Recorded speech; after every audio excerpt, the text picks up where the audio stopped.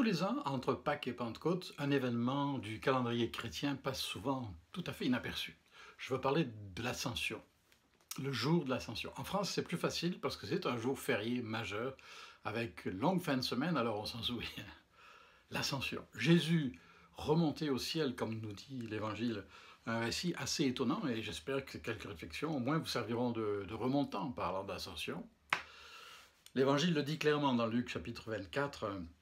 Jésus s'adresse aux disciples et alors qu'il vient de partager un message d'espoir, mais aussi de leur confier une mission, faire des disciples, il a dit, il les conduisit jusque vers Béthanie, puis il leva les mains et les bénit, et pendant qu'il les bénissait, il les quitta, et fut enlevé au ciel. Quant à eux, après l'avoir adoré, ils retournèrent à Jérusalem remplis d'une grande joie.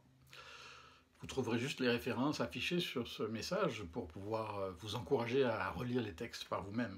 Ailleurs, dans le livre des Actes des Apôtres, il est dit aussi que, après avoir parlé aux disciples, il s'éleva dans les airs pendant qu'ils le regardaient et une nuée le cacha à leurs yeux.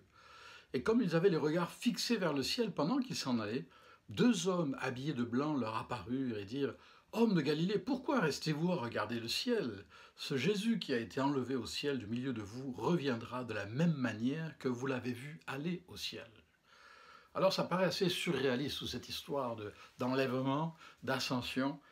Et pourtant, dans le fond, si l'on croit en l'Évangile, on croit que Jésus est né de la Vierge Marie, qui ensuite est devenue une maman comme, entre guillemets, comme les autres, quoique exceptionnelle.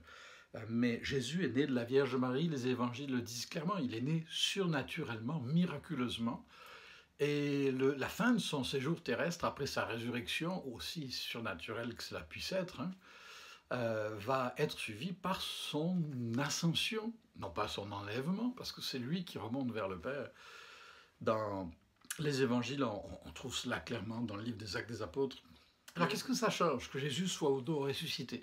Eh bien, il y a plusieurs choses qu'on peut trouver au fil des pages de l'Écriture. Par exemple, il est dit dans l'Évangile de Marc, « Le Seigneur fut enlevé au ciel et il s'assit à la droite de Dieu. » Mission accomplie. Ça, c'est une retombée majeure. Ce qu'il est venu accomplir en donnant sa vie pour nous sur la croix, pour faire de nous de nouvelles créatures, nous réconcilier avec Dieu, est accompli. Maintenant, le plan de Dieu est en marche pour que ce que Jésus-Christ a accompli devienne réalité. Deuxième conséquence, le Saint-Esprit pouvait venir dans toute sa plénitude. C'est assez surprenant d'entendre Jésus dire, dans l'évangile de Jean, « Il vaut mieux pour vous que je m'en aille. Si je ne m'en vais pas, le Saint-Esprit ne viendra pas vers vous. Mais si je m'en vais, je vous l'enverrai. Et il convaincra le monde en ce qui concerne le péché, la justice et le jugement, et aussi la grâce. » Et c'est par le Saint-Esprit agissant en nous que nos vies peuvent être transformées de l'intérieur, de jour en jour. Combien nous en avons besoin. Autre conséquence, c'est la certitude que Jésus-Christ lui-même intercède pour nous auprès du Père. Il n'est pas seulement assis à la droite du Père, mais il est là et il intercède, il prend comme notre défense, il plaide en notre faveur, et comme le Père déjà nous est favorable, alors on est sûr d'être exaucé grâce à Jésus-Christ. Il est écrit, il peut sauver parfaitement ceux qui s'approchent de Dieu à travers lui, parce qu'il est toujours vivant pour intercéder en leur faveur.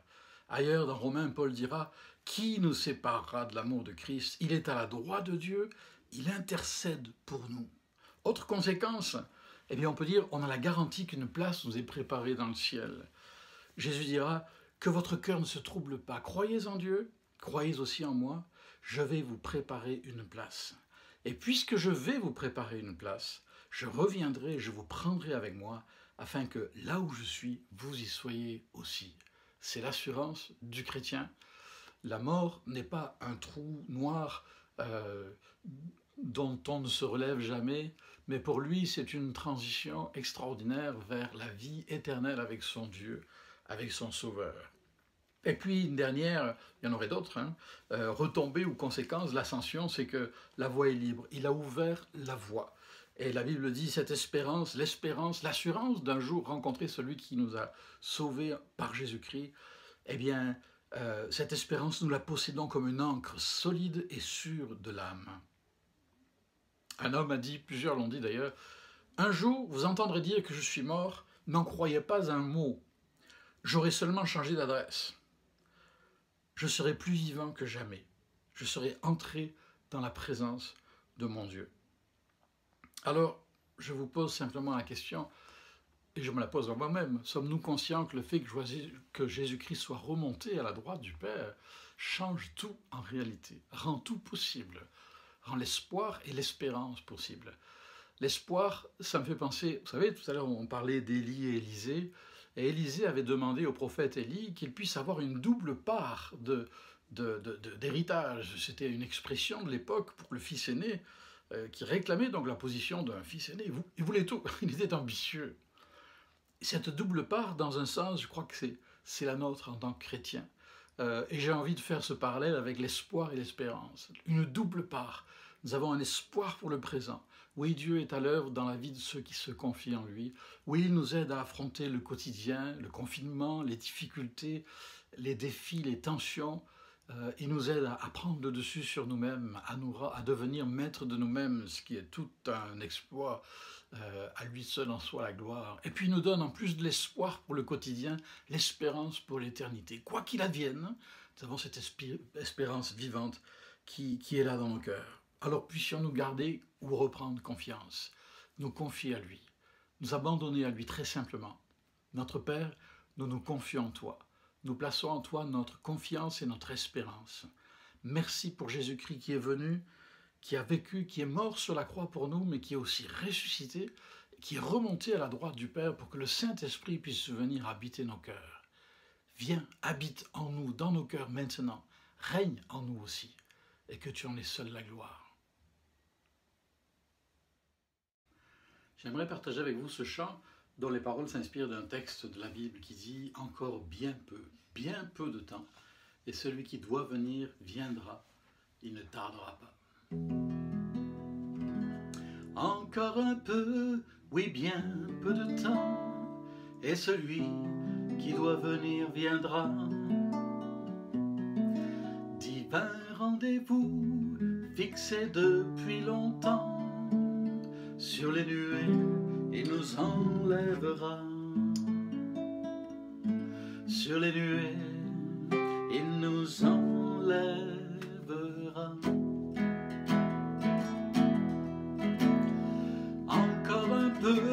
Oui, bien peu de temps, et celui qui doit venir viendra. Divin rendez-vous fixé depuis longtemps, sur les nuées il nous enlèvera. Sur les nuées il nous enlèvera.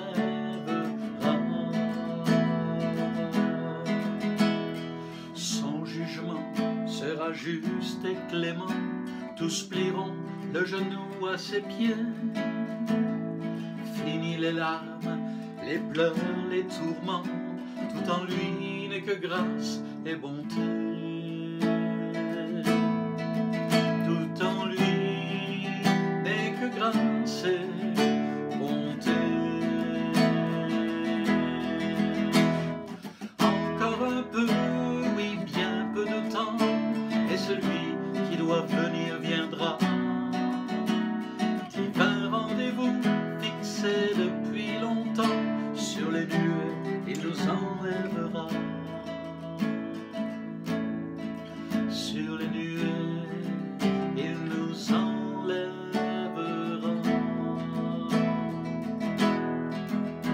Enfin nous serons pour toujours avec lui, éblouis par l'éclat de sa gloire,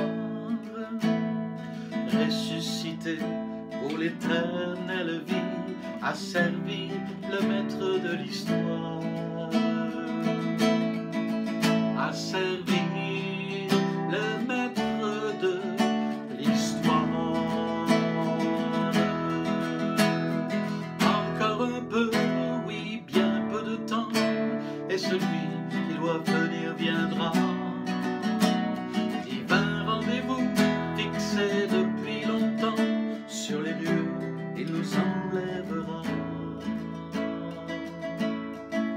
Sur les nuées il nous enlèvera.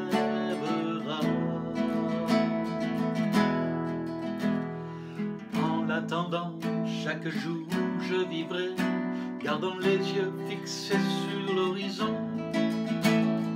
les sur terre, quoi qu'il puisse arriver, en tout temps fidèle à ma mission.